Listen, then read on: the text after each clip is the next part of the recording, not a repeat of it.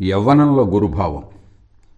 నాహం ప్రకాశః సర్వస్య యోగమాయా సమావృతః మూఢోయం నాభిజానాతి లోకో మామజమవ్యయం.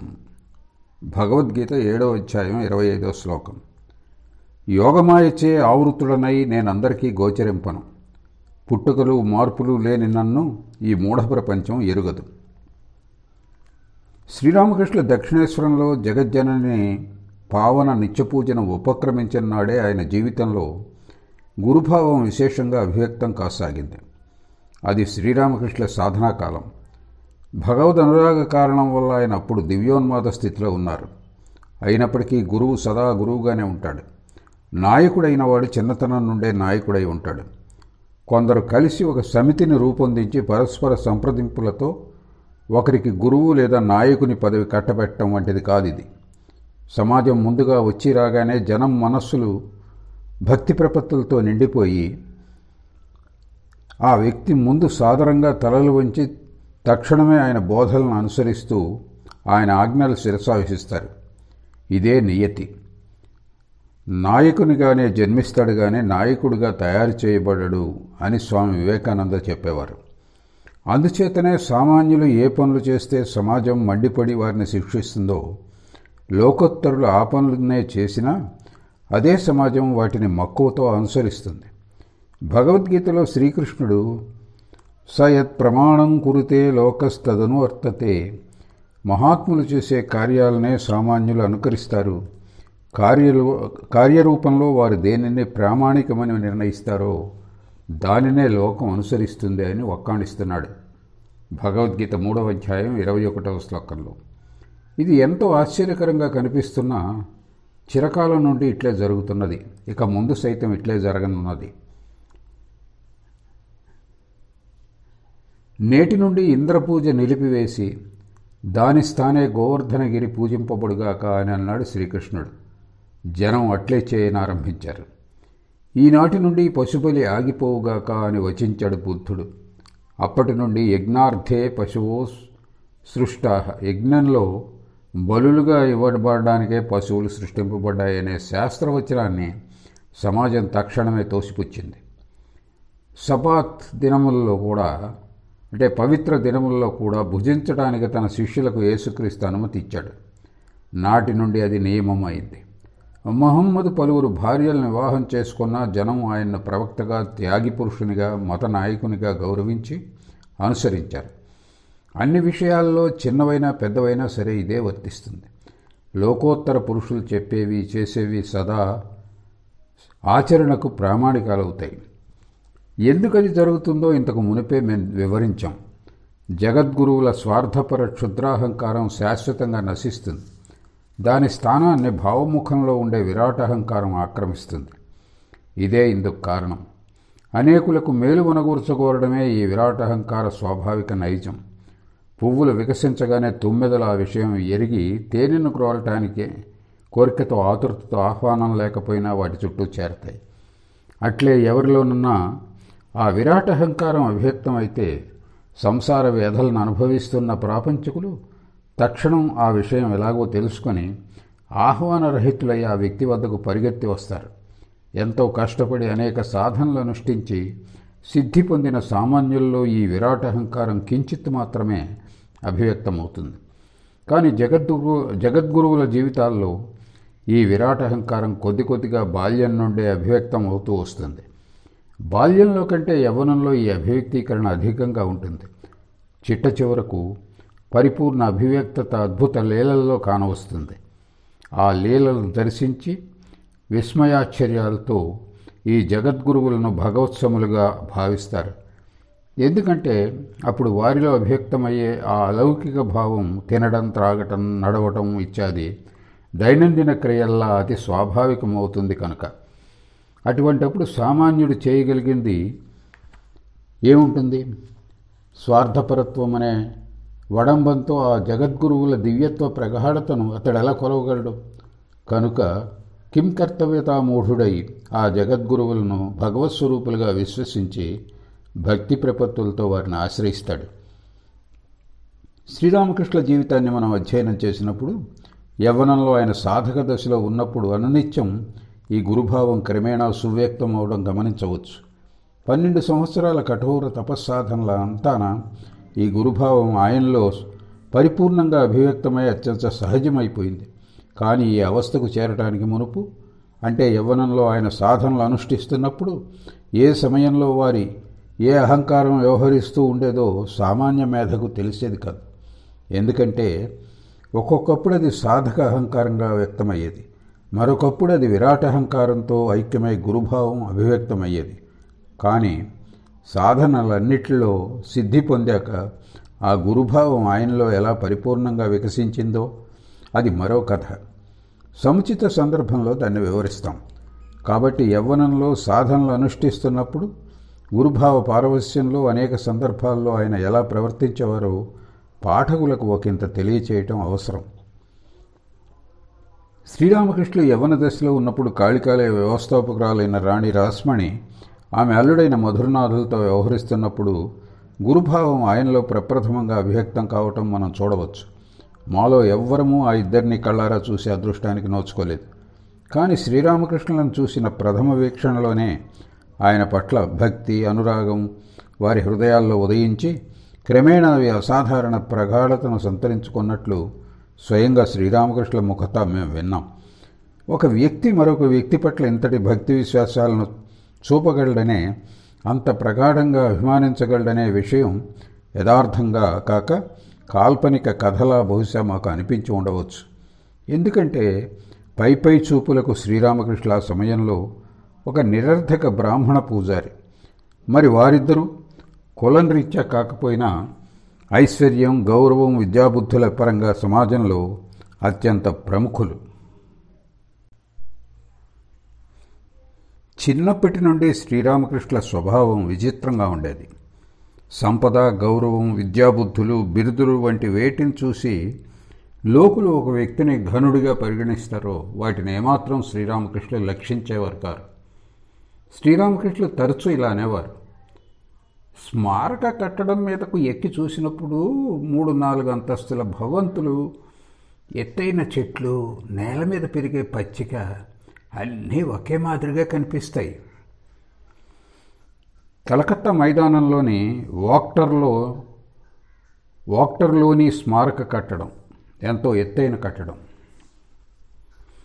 చిన్ననాటి నుండి శ్రీరామకృష్ణుల మనస్సు సామాన్యంగా భగవద్భక్తి, సత్యనిష్టల కారణంగా మహోన్నత భూమిలో నెలకొని ఉండేది. అక్కడ నుండి చూసినప్పుడు మనం తబ్బిబ్బైపోయే గర్వంతో విర్రవీగే సంపద, గౌరవం, విద్య మొదలైన వాటి గురించి మనలో కనిపించే తారతమ్యం ఆయనకు సమానంగా కానవచ్చేది. ఏ పనినైనా చేయటానికి ముందు ఖచ్చితమైన నిర్ణయానికి వచ్చే ముందు ఆయన మనస్సు ప్రగాఢంగా చింతన చేసి ఆ ఫలానా పని ఎందుకు చేయబోనాలి అని వివేచించేది. అట్లే ఒక ఫలానా వ్యక్తితో కలిగిన సంబంధం చివరకు ఎక్కడకు దారితీస్తుంది, ఇదే పరిస్థితుల్లో ఇతరులను ఆ సంబంధం ఎక్కడకు దారి తీయించేదనేది కూడా ఆయన వివేచన చేసేవారు.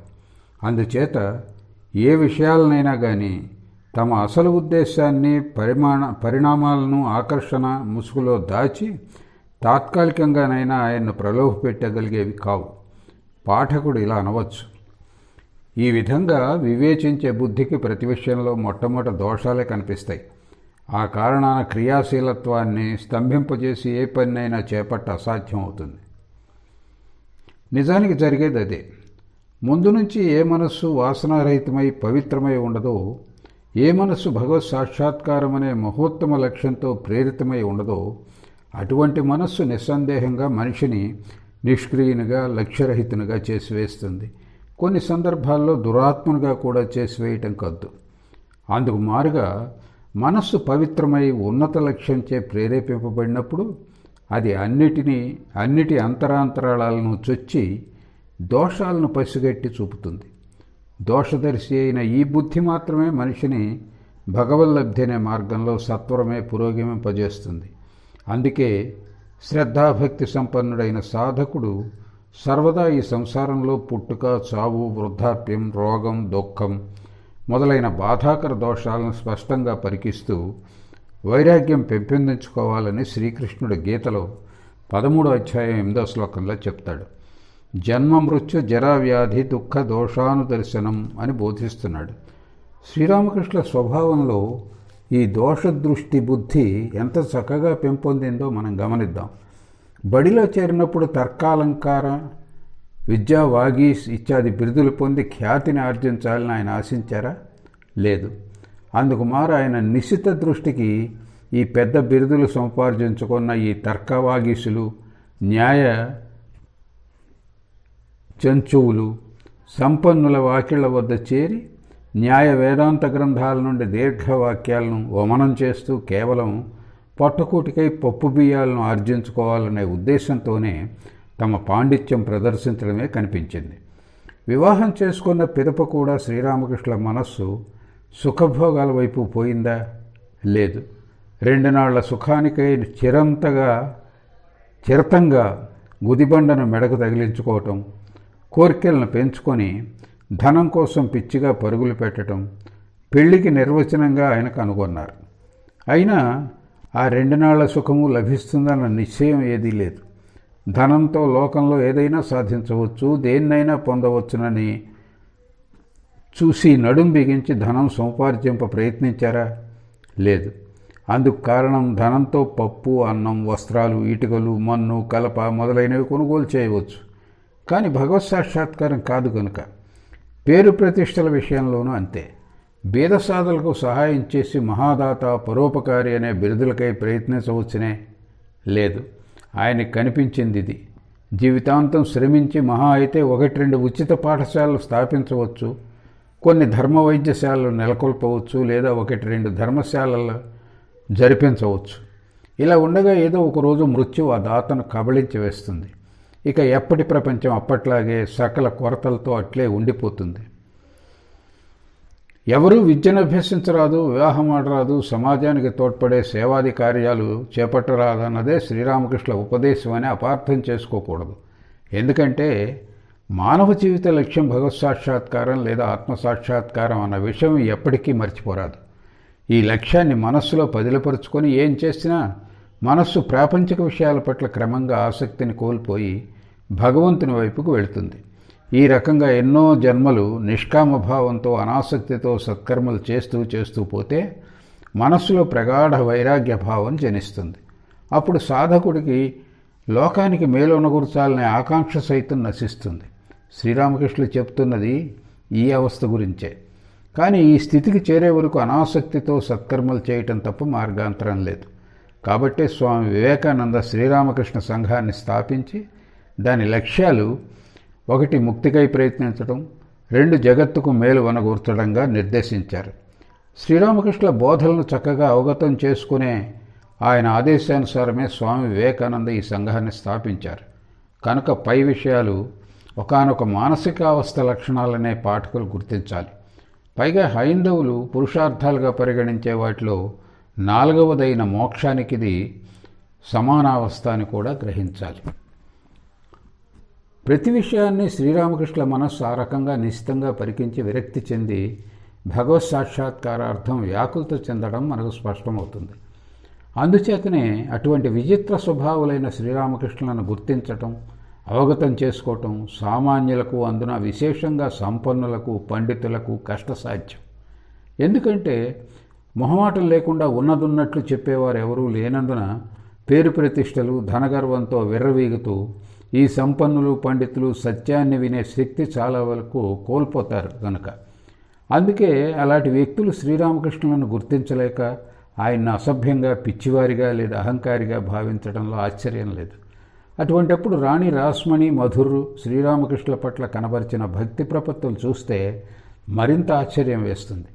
భగవత్ కృపాకటాక్షం వలననే వాళ్ళు శ్రీరామకృష్ణుల పట్ల తమ భక్త్యానురాగాలను చెక్కుచెదరకుండా నిలుపుకోవడమే కాక అనునిత్యం ఆయనలో అభివ్యక్తమయ్యే దివ్య గురుభావాన్ని చవిచూసి ఆయన పాదపద్మాల వద్ద సంపూర్ణంగా ఆత్మసమర్పణ చేసుకోగలిగారు. భగవద్ అనుగ్రహమే లేకుంటే రాణి రాస్మణి, మధురబాబు తమ గర్వాహంకారాలను వీడి మొదటి నుండి చివరి వరకు శ్రీరామకృష్ణుల విచిత్ర స్వభావం, పాత పద్ధతులను చూసి కూడా ఆయన పట్ల భక్తి ప్రపత్తులు చెల్లించగలిగేవారా? ఉదాహరణకు కాళికాలయ ప్రతిష్ఠ జరిగిన రోజు స్వయంగా అన్న రామ్ కుమార్ జగన్మాతను పూజించి తల్లి అన్నప్రసాదాన్ని స్వీకరించాడు. కానీ శ్రీరామకృష్ణులు మాత్రం శూద్రులు అన్నం తినవలసి వస్తుందని ఆ రోజు ఉపవాసం చేశారు. ఆ తర్వాత కూడా కొంతకాలం వరకు గంగా తీరాన స్వయంగా వండుకునే భుజించారు, కానీ ఆలయ ప్రసాదం స్వీకరింప ఇష్టపడలేదు. అట్లే ఎన్ని మార్లు కబురు చేసినా లౌకికుడని తలచి మధురతో మాట్లాడడానికే సంకోచించారు. అలాగే కాళికాలయ పూజారి పదవిని స్వీకరించమని మధురు ఎన్నిసార్లు ప్రార్థించినా ఆయన సమ్మతించలేదు. శ్రీరామకృష్ణులు ఈ విధంగా ప్రవర్తించినా కూడా రాణి రాస్మణి మధురబాబుల భక్త్యానురాగాలు అచంచలంగా పెంపొందటం అసాధారణమే.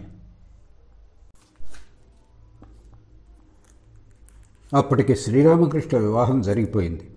ఆయన నిండు యవ్వనంలో ఉన్నారు. వివాహానంతరం దక్షిణేశ్వరానికి తిరిగి వచ్చి కాళీమాత పూజను చేకొన్నారు. అలా పూజా బాధ్యతలను చేకొనగానే ఇంతకు మునుపులా భగవత్ప్రేమతో మళ్లీ ఉన్మత్తులైపోయారు. భగవత్ సాక్షాత్కారం ఇంకా కలగలేదనే వ్యధతో నేల మీద పడి దొర్లుతూ నిర్దాక్షిణ్యంగా నేలకేసి ముఖాన్ని రుద్దుతూ అమ్మా అమ్మా అని దయనీయంగా విలపించేవారు. జనం ఆయన చుట్టూ గుమిగూడి సానుభూతితో పాపం తీవ్రమైన సోలనొప్పితో బాధపడుతున్నాడు కాబోలు, కాకుంటే ఎవరైనా ఇంత అశాంతికి గురవుతారా అని పలికేవారు.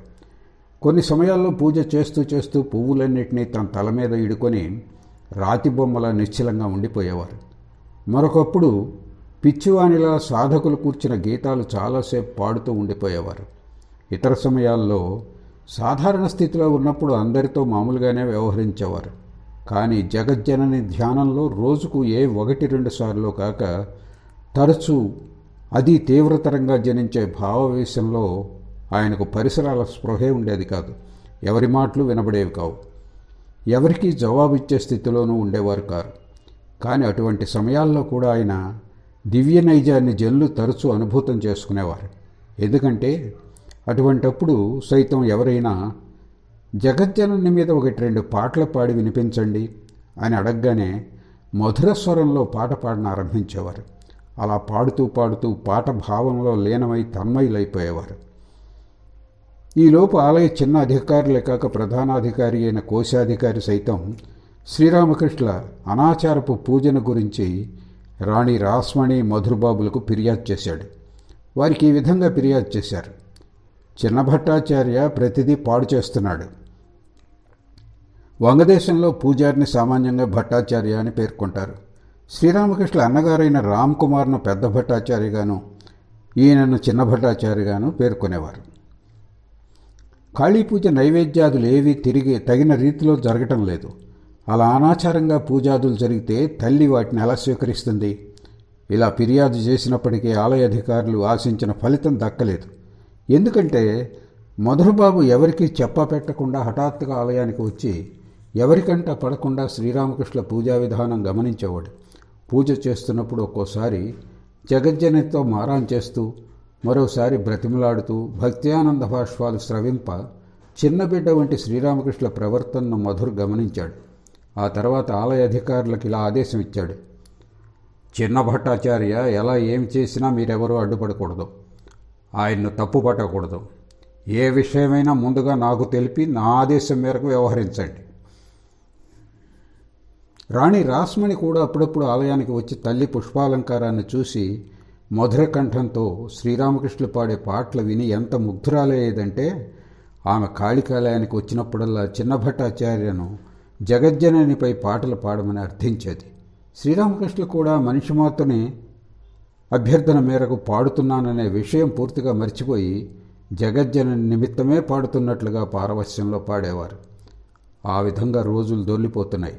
ప్రపంచం అనే అతిపెద్ద కుటుంబంలో మాదిరి కాళికాలయం అనే చిన్ని కుటుంబంలో సైతం అందరూ స్వకీయ వ్యవహారాల్లో మునిగిపోయి కాలం గడుపుతూ తమ సాంసారిక విధులు స్వార్థ చింతనలన్నీ నెరవేరిన తరువాత లభించిన ఏదో కొంచెం తీరిక వేళల్లో పరనింద కట్టుకథలతో తమ విసుగును వదిలించుకొని కాలక్షేపం చేసుకుపోసాగారు. అలాంటప్పుడు భగవత్ప్రేమతో చిన్న భట్టాచార్యుల్లో కలుగుతున్న మార్పులను గమనించేవారెవరు? అతడొక పిచ్చివాడు, ఎలాగో యాజమానుల చల్లని చూపు అతడిపై పడింది, అందుచేతనే అతడు ఇంకా ఉద్యోగంలో ఉండగలిగాడు. కానీ ఎంతకాలం ఆ ఉద్యోగం నిలుపుకోగలడు? ఒకానొక రోజు ఏదో అనాచారం జరపడం ఖాయం, ఉద్యోగానికి ఉద్వాసన తప్పదు. పెద్దవారి మనస్తత్వం ఒకే రీతిగా ఉంటుందా ఏమిటి? పొంగిపోవడానికి ఎంతసేపు పడుతుందో మండిపోవటానికి వారికి అంతేసేపు పడుతుంది. శ్రీరామకృష్ణుల గురించి అప్పుడప్పుడు ఆలయ అధికారులు తమలో తాము పై విధంగా మాట్లాడుకుంటూ ఉండేవారు. అంతే. శ్రీరామకృష్ణుల మేనల్లుడు సేవకుడైన హృదయ్ అదే సమయంలో కాళికాలయంలో చేరాడు. ఇలా ఉండగా ఒకరోజు రాణి రాస్మణి కాళికాలయానికి వచ్చింది. ఆలయ సిబ్బంది అంతా హడావిడిగా ఉన్నారు. సోమరిపోతులు సైతం నాడు తమ విధులను జాగ్రత్తగా నిర్వహించసాగారు. గంగలో స్నానం చేసి రాణి కాళికాలయానికి వెళ్ళింది. అప్పటికే కాళీ పూజ అలంకరణ ముగిశాయి. జగజ్జననికి ప్రణామం చేసి దైనందిన పూజార్థం కాళీ ప్రతిమ ఏట ఆసనం మీద రాణి కూర్చుంది. శ్రీరామకృష్ణులు పక్కనే ఉండటం చూసి జగజ్జననిపై పాడమని ఆయన కోరింది. రాణికి ప్రక్కనే శ్రీరామకృష్ణులు కూర్చుని దైవ పారవశ్యంలో కమలాకాంత్, రాంప్రసాద్ వంటి సాధకులు రచించిన పాటలు పాడసాగారు. ఒక వంక పూజ జపం చేస్తూ రాణి ఈ పాటలు వినసాగింది. కాసేపు అలా గడిచాక హఠాత్తుగా శ్రీరామకృష్ణులు పాడటం ఆపి విసుగ్గా, ఇక్కడ కూడా ఆలోచనలేనా అని గద్దిస్తూ అరచేత్తో ఆమె చెంప చెళ్ళుమనిపించారు. బిడ్డలు తప్పు చేసినప్పుడు తండ్రి కోపగించుకొని ఏ భావంతో వారిని శిక్షిస్తాడో సరిగ్గా శ్రీరామకృష్ణులు అప్పుడు అదే భావంలో ఉన్నారు. కానీ దాన్ని ఎవరు అర్థం చేసుకోగలరు? రాణిని అలా శ్రీరామకృష్ణులు కొట్టడం చూసి ఆలయ సిబ్బంది, రాణి పరిచారికలు గావుకేకలు పెట్టారు. ద్వార కాపలాదారు శ్రీరామకృష్ణులను పట్టుకోవడానికి పరిగెత్తుకొచ్చాడు. ఆలయంలో నుండి వినవచ్చే కేకలు విని ఆలయ అధికారులు ఉత్కంఠతో అటువైపు రాసాగారు. కానీ ఈ గందరగోళానికి ప్రధాన కారకులైన శ్రీరామకృష్ణులు, రాణి రాస్మణి ఇద్దరు ఆలయ సిబ్బంది హడావిడిని ఏమీ పట్టించుకోక ప్రశాంతంగా నిశ్చలంగా ఉండిపోయారు. శ్రీరామకృష్ణులు ఆత్మలో నిశ్చల మనస్కులై పెదవులపై దరహాస చంద్రికలు ఉదయిస్తూ ఉండగా ప్రశాంతంగా ఉన్నారు. ఇక రాణి ఆత్మవిశ్లేషణ చేసుకొని చూడగా తాను ఒక ముఖ్యమైన వ్యాజ్యపు తీర్పు గురించి ఆలోచిస్తూ ఉన్నదే గాని జగన్మాతను ధ్యానించడం లేదని గ్రహించింది. ఆమె సిగ్గుపడింది. పశ్చాత్తాపంతో బాధపడసాగింది. శ్రీరామకృష్ణులకు తన ఆలోచన ఎలా తెలియవచ్చిందా అని ఆమె ఆశ్చర్యపోయింది. ఆలయ సిబ్బంది అరుపులకు ఆమె తన ఆలోచనల నుండి బయటపడింది. ఆ అల్పబుద్ధులు అమాయకులైన శ్రీరామకృష్ణుల పట్ల దౌర్జన్యంగా ప్రవర్తిస్తారేమోనని భయపడి, భట్టాచార్య ఏ తప్పు చేయలేదు, ఆయన్ని తప్పు పట్టవద్దు అని తీవ్ర స్వరంలో వారిని ఆదేశించింది. తన అత్తగారైన రాణి ముఖతా జరిగింది యావత్తూ మధురు విని ఆమె ఆదేశాన్ని సమర్థించాడు. కొందరు ఆలయాధికారులు ఎంతో నిరాశ చెందారు. కానీ వాళ్ళు ఏం చేయగలరు? పెద్దవారి పెద్ద వ్యవహారాల్లో మనకేం పని అని భావించి వాళ్ళు కిమ్మనలేదు.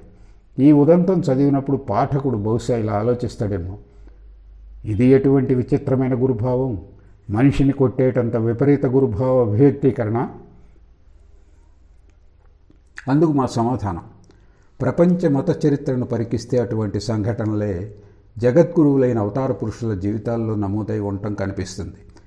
కాజీని శిక్షించి బుద్ధి గరపటం, గురుభావ పరవశుడైన అద్వైతాచార్యుని కొట్టి అతడిలో భక్తిభావాన్ని ప్రసారం చేయటం వంటి చైతన్యుల జీవితంలోని సంఘటనలు నెత్తికి తెచ్చుకోండి. ఆలోచించి చూస్తే అటువంటి సంఘటనలు యేసుక్రీస్తు జీవితంలో జరిగి ఉండటం కనిపిస్తాయి.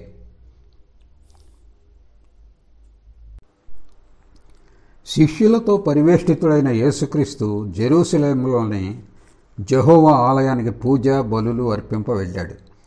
కాశీ, బృందావనం మొదలైన పుణ్యక్షేత్రాలను దర్శించినప్పుడు హిందువుల మనస్సుల్లో ఎటువంటి పవిత్ర భక్తిభావాలు ఉదయిస్తాయో, జెరూసలేంలోని ఆలయాలను దర్శించినప్పుడు యూదులలో సైతం అట్టి భక్తిభావాలే ఉదయిస్తాయనడంలో ఎలాంటి సందేహము లేదు. పైగా అప్పుడు యేసుక్రీస్తు మనస్సు భావముఖంలో వసిస్తూ ఉంది కనుక భగవత్ప్రేమతో పూర్తిగా నిండిపోయిన యేసుక్రీస్తు దూరం నుండి ఆలయాన్ని చూడగానే భగవద్దర్శనార్థం పరిగెత్తాడు. ఆలయం వెలుపల ద్వారం వద్ద ప్రాంగణంలో అనేక మంది ధన సంపాదన, పరులను మోసగించడం మొదలైన లౌకిక వ్యవహారాల్లో తలమునకలై ఉన్నారు. తీర్థయాత్రికులకు దైవ దర్శనం అయిందో లేదో కూడా వీరు పట్టించుకోవడం లేదు. ఆలయ పూజారులు యాత్రికుల నుండి కొంత ధనం గుంజుకోవడంలో శ్రద్ధ వహించి ఉన్నారు. దుకాణదారులు పువ్వులు, పళ్ళు, జంతువులు విక్రయించి మరింత లాభం ఎలా ఆర్జించాలో అన్న చింతనలో మగ్నులై ఉన్నారు. పవిత్రమైన ఆలయంలో భగవంతుని సమక్షంలో ఉన్నామనే సంగతే వారంతా మర్చిపోయారు. కానీ ఆధ్యాత్మిక భావావేశంలో మునిగిపోయి ఉన్న యేసుక్రీస్తు ఆలయంలోకి ప్రవేశిస్తూ ఉన్నప్పుడు వేటిని లక్షించలేదు. ఆయన తిన్నగా లోపలికి వెళ్ళి భగవంతుని దర్శించుకున్నాడు. ఆలయంలో విరాజిల్లుతున్న పరమాత్ముడే తన హృదయాంతరాళంలో తన ప్రాణానికి ప్రాణంగా ఆత్మస్వరూపుడిగా ఉన్నాడని అనుభూతి పొందిన యేసుక్రీస్తు హృదయం దివ్యానందంతో పరవళ్లు త్రొక్కింది. ఆలయంలోని వ్యక్తులందరూ, వస్తువులన్నీ తనకు అత్యంత ప్రియమైనవిగా ఆయన భావించసాగాడు. ఎందుకంటే ప్రియతముని దర్శనం తనకు కలిగింది ఇక్కడకు రావడం చేతనే కదా. తర్వాత మనస్సు ఒకంత క్రింది మెట్టుకు దిగి తన అంతరంగ భావాన్ని బయట వస్తువుల్లో, వ్యక్తుల్లో చూడగోరినప్పుడు ఆయనకు పూర్తిగా విరుద్ధమైనదే కంటపడింది. తన ప్రీతముని సేవించేవారు ఒక్కరు కూడా ఆయనకు కనిపించలేదు. ప్రతి ఒక్కరూ కామకాంచనాల్లోనే మగ్నులై ఉన్నారు. నిరాశతో, దుఃఖంతో ఆయన మనసు కుంగిపోయింది. ఆయన ఇలా అనుకున్నారు, ఏమిటిది? బయటకు వెళ్ళినప్పుడు ఇచ్చ మేరకు ప్రవర్తించండి. భగవంతుడు విశేషంగా అభివ్యక్తమవుతున్న ఆలయంలో ఈ లౌకిక వ్యవహారాలన్నీ ఎందుకు? ఇక్కడకు వచ్చి కొంతసేపు భగవంతుడిని ధ్యానించి సంసార క్షోభను వదిలించుకోవటానికి బదులు ఆ సంసారాన్ని ఇక్కడకు తీసుకురావటం ఎందుకు? ఈ విధంగా ఆలోచించిన యేసుక్రీస్తు మనస్సు కోపంతో నిండిపోగా ఉగ్రుడై చేత బెత్తం పుచ్చుకొని దుకాణదారులను, తదితరులను బలవంతంగా ఆలయం నుండి బయటకు తరిమికొట్టాడు. అప్పుడు వారు కూడా యేసుక్రీస్తు వచనాలతో తాత్కాలికంగా ఆధ్యాత్మికంగా జాగృతం చెంది నిజానికి తాము తప్పుడు పనులు చేస్తున్న విషయం గ్రహించి తిరగబడక బయటకు వెళ్ళిపోయారు. కానీ కరుడుగట్టిన ప్రాపంచికులైన కొందరికి ఆ వచనాలు ఎలాంటి చైతన్యాన్ని కలిగించకపోవటంతో వారికి బడిత పూజ చేయవలసి వచ్చింది. అప్పుడు వాళ్ళు వెళ్ళిపోయారు. కానీ ఎవరూ ఆ సమయంలో యేసుక్రీస్తు మీద కోపం పోనలేదు. ఆయనకు హాని చేయ ఎవరూ సాహసించలేదు. శ్రీకృష్ణుని జీవితంలో కూడా ఇటువంటివే అనేక సంఘటనలు మనకు కానవస్తాయి. ఉదాహరణకు, ఒక వ్యక్తి ఆయన చేతిలో దెబ్బలు తిని జ్ఞానం పొంది ఆయన్ను సాక్షాత్తు భగవంతునిగా స్తుతించాడు. అలాగే పరమ బద్ధజీవులు శ్రీకృష్ణునికి కీడు తలపెట్ట వచ్చినప్పుడు ఆయన పలుకులకు, నవ్వుకు విభ్రాంతులై కింకర్తవ్యతామూఢులయ్యారు. పురాణ సంఘటనలు ప్రస్తుతానికే చాలు. గురుభావం చేత ప్రేరితులై తమ వ్యక్తిత్వాన్ని పూర్తిగా విస్మరించి శ్రీరామకృష్ణులు ఇతరులతో ఎలా ప్రవర్తించేవారో, ఇతరులకు ఎలా బోధించేవారో అనడానికి పై సంఘటన ఒక చక్కని ఉదాహరణ. లోతుగా ఆలోచించి చూస్తే అదొక సాధారణ సంఘటనగా కనిపించదు. కాకపోతే స్వల్ప వేతనంతో పనిచేస్తున్న నిరర్థక పూజారి ఎక్కడ ఎవరి సంపద, గౌరవం, తెలివి, సహనం, సాహసం, శక్తి ఆనాటి కలకత్తా మేధావులను సైతం చకితులను చేసిందో ఆ రాణి రాస్మణి ఎక్కడ? శ్రీరామకృష్ణుల లాంటి పేద బ్రాహ్మణునికి రాణిని సమీపించడం అన్నదే దాదాపు అసాధ్యమైన విషయమని మనం గ్రహించాలి. ఒకవేళ ఆమె వద్దకు వెళ్ళగలిగినా పొగడ్తలతో ఆమెను ఒకంత ప్రసన్నురాలిగా చేసుకోగలిగితే తాను తరించినట్లు అతడు భావిస్తాడనే ఊహించుకోవాలి. కానీ ఆ సంఘటన అందుకు పూర్తిగా విరుద్ధంగానే జరిగింది. రాణి రాస్మణి తప్పును నిరసించడంతోనే ఆగక పైగా ఆమెను కొట్టడం. శ్రీరామకృష్ణ వైపు నుండి చూస్తే ఇదో పెద్ద ఆశ్చర్యకరమైన విషయమే. మరి రాణి వైపు నుండి చూసినా, అందరి ముందు అలా దెబ్బతిన్నా ఆమె మనసులో ఏ రకమైన కోపం కానీ, అహంకారం కానీ, పగ తీర్చుకోవాలనే భావం కానీ కానరాకపోవటం ఎంతో ఆశ్చర్యకరం. కానీ ఇంతకు మునిపే మేము తెలిపినట్లు స్వార్థగంధరహితమైన విరాట్ అహంకారం మహాపురుషుల మనస్సుల్లో అటువంటి గురుభావంగా అభివ్యక్తమైనప్పుడు ఇష్టానిష్టాలతో నిమిత్తం లేకుండా సామాన్యులు వారి ముందు తలరొగ్గవలసిందే. అలా అయినప్పుడు భక్తురాలు, సాత్విక స్వభావరాలు అయిన రాణి విషయం గురించి వేరేగా చెప్పనవసరం లేదు. ఎందుకంటే సామాన్యంగా స్వార్థ చింతనలతో నిబద్ధమై ఉండే సామాన్యుల మనస్సులు కూడా ఆ మహాపురుషుల కృపతో, శక్తితో ఉన్నత స్థాయికి చేరుతాయి కనుక. ఆ స్థితిలో మహాపురుషుల ఆదేశానుసారం చేయటం తప్ప మరో ప్రత్యామ్నాయం ఉండదు ఈ బద్ధజీవులకు. మళ్ళీ శ్రీరామకృష్ణ ఇలా చెప్తూ ఉండేవారు, భగవంతుని విశేషాంశం అతడిలో లేకుంటే మనిషి దేనిలోనూ ఘనత వహించలేడు. కీర్తి ప్రతిష్టలు, అధికారం, పదవి మొదలైనవి వాటిని జీర్ణించుకోలేడు. జీర్ణించుకోవడం అంటే అధికారం, పదవి ఉన్నప్పటికీ వాటిని దుర్వినియోగం చేయక ప్రవర్తించడం అని అర్థం. సాత్విక గుణ సంపన్నురాలైన రాణి రాస్మణిలో భగవంతుని విశేష శక్తి ఉండటం చేతనే శ్రీరామకృష్ణ అలా ఆమెను కఠినంగా శిక్షించినా గురుభావ అభివ్యక్తీకరణ వలన ఆయన అనుగ్రహం పొందగలిగింది. గురుదేవులు ఆమెను గురించి ఇలా చెప్పేవారు, రాణి రాస్మణి జగజ్జనని అష్టనాయికల్లో ఒకతే. జగజ్జనని ఆరాధనను వ్యాప్తి చేయటానికే ఆమె ఈ లోకంలో జన్మించింది. కాబట్టే జమీనుకు చెందిన వ్యవహార ఉత్తరపత్రాల మీద వేయటానికి చేయించిన ముద్ర మీద ఖాళీ పదాభిలాషిణి రాస్మణి దాసి అని చెక్కబడి ఉంది. రాణి ప్రతి పనిలోనూ జగన్మాత పట్ల ఆమెకు గల చంచల భక్తి అభివ్యక్తమయ్యేది. మరో విషయం ప్రస్తావించాలి. భగవంతునిలో పరిపూర్ణంగా విలీనమై మనస్సు వివిధ భావాలను అభివ్యక్తం చేస్తుంది. శంకరాచార్యులు వివేక చూడామణిలో దీన్ని మనోహరంగా అభివర్ణించారు. దిగంబరో వాపి చ సాంబరో వా త్వగంబరో వాపి చిదంబరస్థః ఉన్మత్తవద్వాపి బాలవద్వా పిశాచవద్వాపి చరత్వపన్యాం. 542వ శ్లోకం. భగవద్దర్శనం లేదా ఆత్మసాక్షాత్కారం పొంది సిద్ధులైన జీవన్ముక్తులు జ్ఞానవస్త్రంతో అంటే దిగంబరంగానో లేక సామాన్యుల్లా వస్త్రాలు ధరించో లేదా చర్మధారులుగానో పిచ్చివారిలాగానో లేదా కామకాంచనాలంటే తెలియని పసిబిడ్డల్లాగానో లేకుంటే శౌచ వివర్జితులైన పిశాచాల్లాగానో ఈ పృథ్వీలో స్వేచ్ఛగా విహరిస్తూ ఉంటారు. జగద్గురువులైన మహాపురుషులు సదా విరాటహంకారంతో తాదాత్మ్యులై ఉండటం చేతనే సామాన్యుల దృష్టిలో వారి ప్రవర్తన ఆ విధంగా కనపడుతూ ఉంటుంది. కానీ అజ్ఞానాంధకారాన్ని పటాపంచలు చేయగల భగవంతుని గురుభావం విశేషంగా అభివ్యక్తమయ్యేది వీరి ద్వారానే.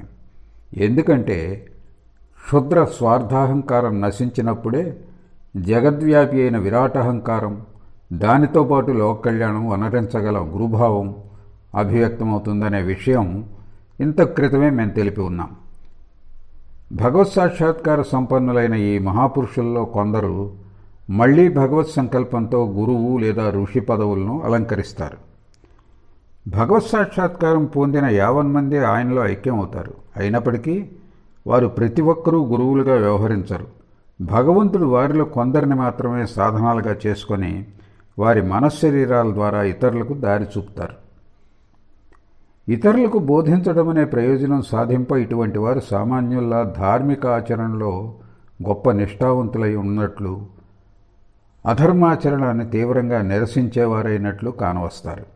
కాబట్టే అధర్మాచరణ పట్ల క్రోధం, సదాచరణ పట్ల ప్రగాఢానురాగం, నిష్ఠ, సంయమనం, వాదనాపటిమ, శాస్త్ర పాండిత్యం ఈ సద్గుణాలు పరిస్థితుల మేరకు ఈ గురు సత్తములలో అభివ్యక్తమవుతూ ఉంటాయి. సిద్ధి లేక ఆత్మసాక్షాత్కారం పొందేవరకే సాధకులకు సదాచరణ అవసరం. ఆ తర్వాత ఈ సద్గుణాలను నిష్ఠతో ఆచరించవలసిన అవసరం ఉండదు. యావత్తు జగత్తును భగవత్మయంగా గాంచే వారికి ఇక తప్పు చేయటం అసాధ్యం. వారిలో స్వార్థం అన్నదే ఉండదు. అయినా శరీరం ఉన్నంత వరకు కేవలం ఇతరులకు మార్గదర్శకంగా ఉండే నిమిత్తమే జపం, తపం, శాస్త్రాలోచన, పాండిత్య ప్రదర్శనం ఇత్యాదులు ఆచరిస్తూ ఇతరులకు స్ఫూర్తినిస్తూ ఉంటారు. కానవస్తారు అని అనడానికి కారణం ఏమిటంటే నిజానికి ఈ మహాపురుషులు సర్వదా ఏకమేవ అద్వితీయం అన్న బ్రహ్మంలో ఐక్యమై ఉంటారు కనుక. అటువంటప్పుడు వారు మంచి, చెడు, ధర్మం, అధర్మం, పాపం, పుణ్యం, జ్ఞానం, అజ్ఞానం మొదలైన మాయ ఆవరణానికి చెందిన ద్వంద్వాలన్నిటికీ అతీతులై ఉంటారు. వారి దృష్టికి జగత్తు యావత్తు బ్రహ్మమయంగానే గోచరిస్తుంది. అయినప్పటికీ ఇతరులకు మాయ ఆవరణం నుండి బయటపడే మార్గం చూపటం నిమిత్తమే వారు ఆయా సద్గుణాలను అవలంబిస్తూ కాలాన్ని గడుపుతూ ఉంటారు. సామాన్య గురువులు లేదా ఋషులు కూడా ఇతరుల శ్రేయస్సుకై తమ కాలాన్ని ఇదే రీతిలో గడుపుతూ ఉంటారంటే అవతార పురుషుల విషయం ఇక చెప్పాలా. కాబట్టే వారిని గుర్తించడం, వారి ప్రవర్తనను అవగతం చేసుకోవడం సామాన్యులకు ఎంతో కష్టం. ప్రత్యేకించి ఆధునిక యుగంలో అవతరించిన శ్రీరామకృష్ణుల స్వభావం, ప్రవర్తనలను అవగాహన చేసుకోవటం మరీ కష్టం. అందుకు కారణం గత యుగాల్లో అవతరించిన ఏ మహాపురుషులను గురించి శాస్త్రాలు ప్రస్తావించాయో, అంటే శ్రీరాముడు, శ్రీకృష్ణుడు మొదలైన వారు, వారిలో బాహాటంగా అభివ్యక్తమైన ఘనత, శక్తి, వైభవం ఇత్యాదులు శ్రీరామకృష్ణులలో గుప్తంగా మాత్రమే అభివ్యక్తం అవడమే. అందుచేతనే ఆయనతో సన్నిహిత సంబంధం కలిగి ఆయన అనుగ్రహం పొందిన నిజమైన సత్యాన్వేషకులకు తప్ప ఏదో 2-3 పర్యాయాలు ఆయన్ను దర్శించి ఏదో పై పరిచయం మాత్రం ఉన్నవారికి శ్రీరామకృష్ణులలో నిక్షిప్తమైన మహాశక్తి గురించి తెలియవచ్చేది కాదు. భగవంతుడు ఐశ్వర్యం, ధర్మం, యశస్సు, వైభవం, జ్ఞానం, వైరాగ్యం ఐశ్వర్యస్య సమగ్రస్య ధర్మస్య యశసః శ్రియః జ్ఞానవైరాగ్యయోశ్చైవ షణ్ణాం భగవైతంగనా అనే షడైశ్వర్యాలతో అవతరిస్తాడు. శ్రీరామచంద్రుని వంటి అవతారాల్లో ఈ శక్తులు ప్రత్యక్షంగా అభివ్యక్తమైనాయి. కానీ శ్రీరామకృష్ణుల్లో ఇవి ఎంతో గుప్తంగా మాత్రమే ఉండిపోయాయి. ఎవడు రాముడో ఎవడు కృష్ణుడో అతడే ఈసారి దీనిలో అవతరించాడు. కానీ రాజు మారువేషంలో నగర పర్యవేక్షణకు పోయినట్లు ఈసారి ఎంతో గుప్తంగా అవతరించాడు అని చెప్తూ ఉండేవారు. వితర్కించి చూడు, ఆయనలో ఏ బాహ్యగుణం చూసి ఆయన పట్ల నువ్వు ఆకర్షితుడవుతావు? పాండిత్యమా? ఆయన దాదాపు నిరక్షరాస్యులు. అయినా ఏకసంథాగ్రాహి అవటం వల్ల వేదాంతాది శాస్త్రాలు ఆలకించి వాటిని పూర్తిగా అవగతం చేసుకుని తాపిగా కూర్చున్నారనే విషయం నీకు బయటి నుండి చూస్తే ఎలా అర్థమవుతుంది? మేధావిగానైనా కనిపిస్తారా? లేదు. ఎవరి నోటి వెంట సదా నాలో ఏ ఘనత లేదు, నాకు ఏమీ తెలియదు, అమ్మకు సర్వం తెలుసు అనే వచనాలు మాత్రమే వెలువడతాయో అటువంటి వ్యక్తితో ఏ సంప్రదింపులు చేయగలవు? ఒకవేళ ఏదైనా సలహా అడిగినా అమ్మనడుగు, ఆమె నీకు తెలుపుతుంది అని చెప్పేవారు. ఆయన మాటల పట్ల విశ్వాసంతో ఆయన చెప్పినట్లు చేస్తావా? చెయ్యవు. బహుశా ఇలా యోచిస్తావేమో, ఇది కూడా ఒక సలహా అయినా ఏమిటి? భగవంతుడు సర్వజ్ఞుడు, సర్వశక్తిమంతుడు, నిరాకారుడు, చైతన్య స్వరూపుడు. తన ఇచ్ఛ మేరకు మనకు జ్ఞానం, ప్రతి విషయం గురించిన అవగాహన ప్రసాదించగలడని మనమంతా కథమాల, బోధదయ వంటి పుస్తకాలను చదివినప్పటి నుండి వింటూనే వస్తున్నాం. ఇవి వంగదేశంలో పిల్లలు ప్రాథమిక పాఠ్యవాచకాలు. అయినా ఆ సలహా పాటిస్తే పని అవుతుందా? అట్లే సంపద, పేరు, ప్రఖ్యాతిని బట్టి ఆయన్ను అంచనా వేస్తావా? శ్రీరామకృష్ణులకు ఇవన్నీ సమృద్ధిగానే ఉన్నాయి. శ్రీరామకృష్ణులకు సమృద్ధిగా సంపదలు ఉన్నవని విని పాఠకులు ఆశ్చర్యపడవచ్చు. ఆయన కోరుకున్నట్లయితే ఏనాడో గొప్ప ధనవంతులు అయిపోయేవారు. మధురు ఆయనకు పెద్ద జమీన్ ఇవ్వచూపాడు. లక్ష్మీనారాయణ అనే మార్వాడి భక్తుడు ఆ కాలంలో ఆయనకు 10,000 రూపాయలు ఇవ్వబోయాడు.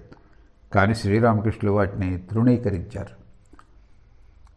వాటినన్నింటినీ పరిత్యజించమనే మొదటి నుండి నీకు ఉపదేశిస్తారు. ప్రతి విషయంలో ఇంతే. బయట నుండి ఆయన్ను గుర్తించడం అసాధ్యం. కాబట్టి ఆయన్ని అంచనా వేయడానికి ఒకే మార్గం ఉంది. ఆయన పవిత్రతను, భగవద్భక్తిని, ప్రేమను చూసి వాటిచే నువ్వు ఆకర్షింపబడితే సరి. లేకుంటే ఆయన్ని అవగతం చేసుకోవటం నిన్ను మించిన పని అవుతుంది. అందుచేత రాణి రాస్మణి ఆ విధంగా కఠిన శిక్ష ద్వారా అభివ్యక్తమైన శ్రీరామకృష్ణ గురుభావాన్ని అభిమానం, అహంకారంతో త్రోసిరాజనక తన హృదయంలో పాదుకొలుపుకొనవటం ఆమె మహద్భాగ్యంగా మేము పేర్కొంటాం.